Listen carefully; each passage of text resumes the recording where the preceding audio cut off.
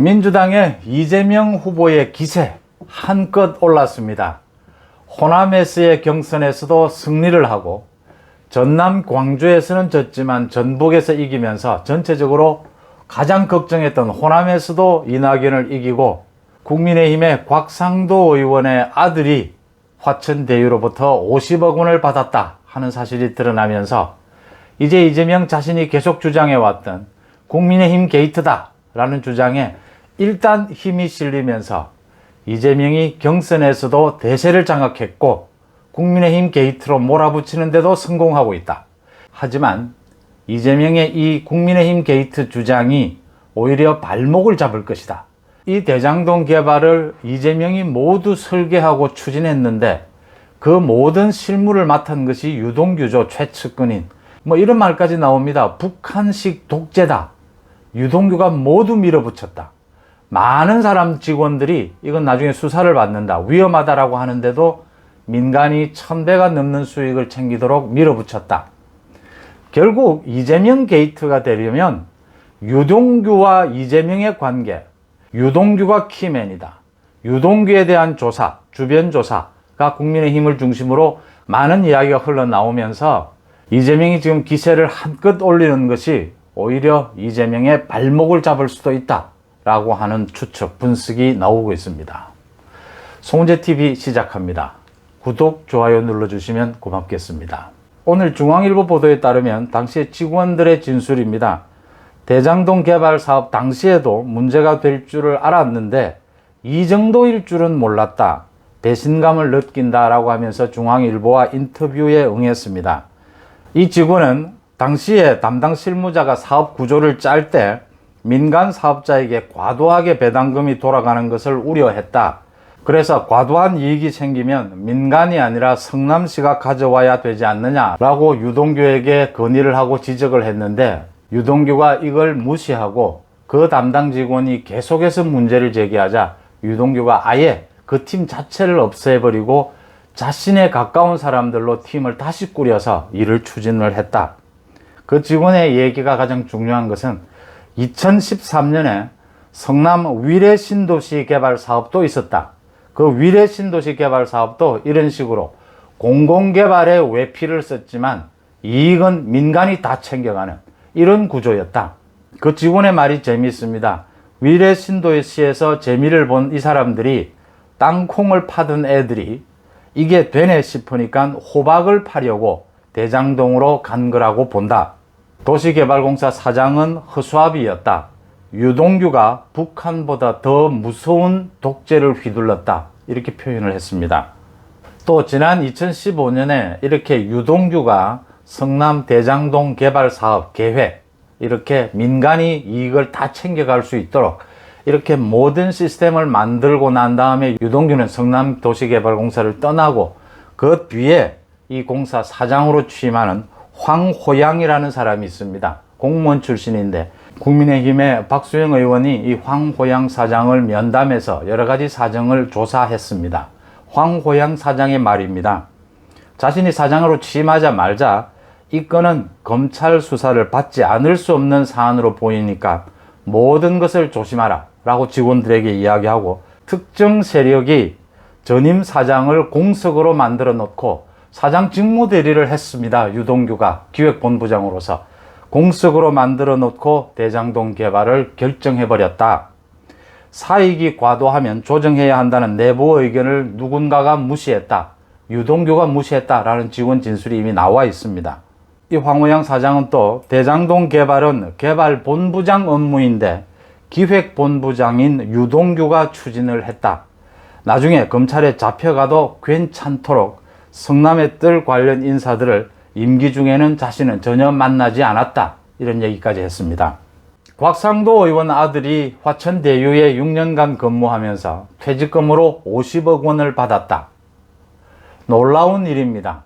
이 건으로 해서 이재명이 더욱 기세를 올리면서 그 봐라 국민의힘 게이트다 라고 하면서 곽상도 의원을 허위사실로 고발하면서 또 곽상도 의원 아들이 50억을 받은 것은 뇌물성이 아니냐라고 하면서 이것도 고발할 자세를 취하고 있습니다.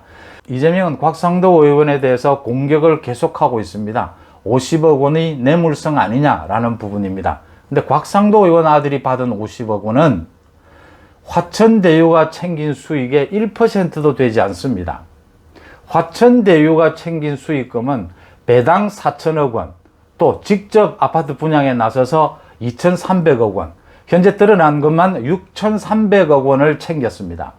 그 중에 50억 원은 1%도 되지 않죠. 나머지 99%는 돈잔치를 했다라고 하는 것이 속속 드러나고 있습니다.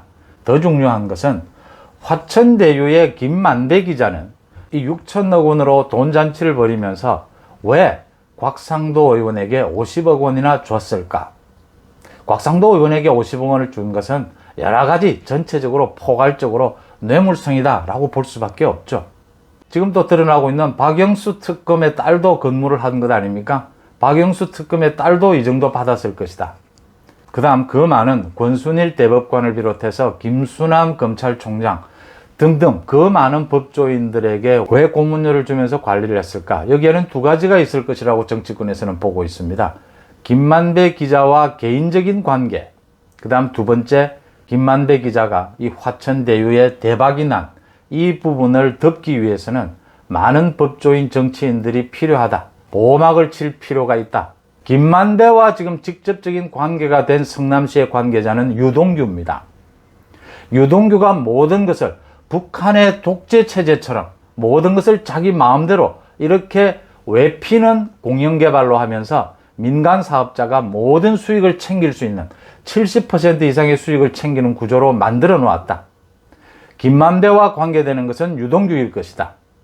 그 다음 유동규는 이재명의 측근 중의 측근이다. 유동규의 입이 열리게 되면 이제 이재명 게이트의 전모가 드러날 것이다.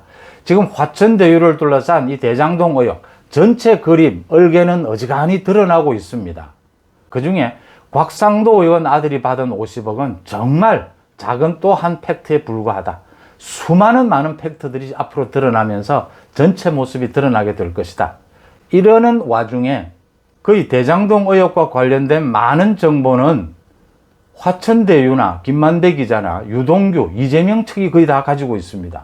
지금 정보가 흘러나오는 시점, 정보가 나오는 내용 모두를 이재명 측이 관리하고 있다고 볼 수 있는 겁니다. 전북 지역의 민주당 경선이 결정되는 어제 아침에 곽상도 의원 아들의 50억 수수가 보도가 된 것도 그런 차원이었다. 여기에서 이재명이 더 나아가서 이 곽상도 의원에 대해서 50억 받은 것은 뇌물이 아니냐라고 또 공격을 하고 고발하겠다고 나섰습니다. 곽상도를 뇌물로 몰아붙여야 이재명이 국민의힘 게이트라고 하는 자신의 주장을 뒷받침할 수 있고, 이재명은 계속해서 지금 이런 이야기를 하고 있지 않습니까? 도둑놈들이 들어와서 이 대장동에 와서 나쁜 짓을 하고 한탕 해먹는 것을 자신이 오히려 막았다. 그러니까 이 대장동 의혹은 자신이 있어서 이만큼이라도 막았다. 자신은 정말 정의롭게 막았다. 그런데 이 나쁜 놈들을 다 막지는 못했다. 그런데 이 나쁜 놈들이 국민의힘이다. 국민의힘 게이트다. 지금 이런 논리거든요. 이 논리를 계속 이어갈 수 있을까라고 하는 점입니다. 곽상도 의원이 국민의힘을 탈당을 했습니다. 곽상도 의원도 자기가 살 길을 찾기 위해서 자신이 알고 있는 것을 사실을 밝히지는 않을 것입니다. 김만배 기자에 대해서 경찰이 조사를 한다고 하지만 김만배 기자가 유동규와 연결이 되는, 그래서 이재명과 연결이 되는 결정적인 내용을 밝히지는 않을 것입니다. 결국 키맨은 유동규가 될 것이고, 이재명이 이렇게 기세를 올리면서 국민의힘 게이트로 몰아붙이는 것이 앞으로 계속될 수 있을까라고 하는 점입니다. 이렇게 공영개발의 외피를 쓰고 모든 특혜는 누리면서 민간이 이익의 70%를 챙기는 이 구조를 만들어낸 유동규가 이런 시스템을 만들도록 한 사람은 이재명이었다 라고 하는 점에서 이재명이 지금 기세를 올리면서 국민의힘 게이트, 곽상도를 향해서 뇌물을 받은 것이 아니냐 이렇게 공격하고 있지만, 사실은 그 칼날이 거꾸로 다시 자신을 향할지 모른다라고 하는 점입니다. 다음 달부터는 국정조사가 열립니다. 화천대유권이 가장 논점이 될 수밖에 없습니다. 새로운 사실들이 많이 드러나게 될 테고, 지금 서울지검이나 용산경찰서가 이 사실을 밝혀낼 수 있을 것이다. 아무도 기대하지도 않고 뭔가 밝혀내서 얘기하더라도 아무도 믿지도 않을 겁니다. 특검과 관련해서는 민주당 내부의 움직임을 주목할 필요가 있습니다. 이낙연 후보입니다. 이낙연 후보가 결단을 내릴 때가 되었다. 민주당도 이재명 후보를 믿고 갈 수 있느냐라는 부분입니다. 유동규를 중심으로 해서 이재명과의 관계가 드러나는 순간, 그것이 조금씩이라도 드러나는 순간, 곽상도 아들이 50억 원 받은 이 사실이 드러나듯이 이제 유동규와 이재명 사이에 어떤 형태의 돈의 흐름이라든지 그렇게 특혜가 가능하도록 그렇게 시스템을 짜는 그 관계에 대한 내용들이 드러나지 않을 수가 없는 겁니다. 이건 행정 처리의 문제이기 때문에 드러나지 않을 수가 없죠. 당시 성남시 관계자들, 성남도시개발공사 직원들 얘기가 계속 터져나오고 있지 않습니까? 그 관계가 드러나는 순간 국민의힘 게이트는 1%도 되지 않고 나머지 99%는 이재명 게이트가 될 수 있다. 그런 우려가 된다면 이낙연 후보도 결단을 내려야 한다. 특검을 받지 않으면 갈수록 국민들의 의혹은 더 커져갈 것이다. 지금은 이재명이 국민의힘 게이트, 곽상도가 뇌물을 받았다라고 하면서 공격을 하면서 기세를 올리고 있지만 오히려 자신의 발목을 잡는 일일 것이다. 이재명이 그것을 모를 리가 없는데 또 어떻게 말을 바꾸는지 지켜봐야 될 대목입니다. 고맙습니다.